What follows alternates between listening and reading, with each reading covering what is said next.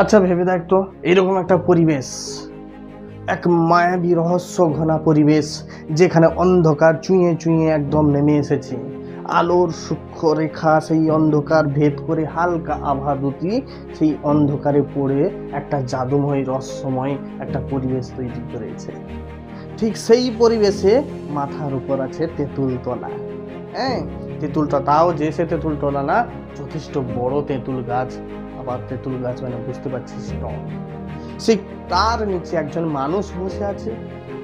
ঠিক সেই মানুষের কাছে একজন খদ্দের ছুটে আসছে, সেই মানুষের কাছে জানতে, তার ভাগ্য জানতে এসেছে, তার কি আছে, সে যাকে খুঁজছে তাকে পাবে কিনা।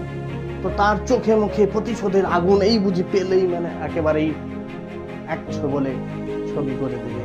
যাকে সে খুঁজছিল তার নিজের অজান্তে ঠিক সেই লোকের কাছে এসেছে, পৌঁছে গেছে।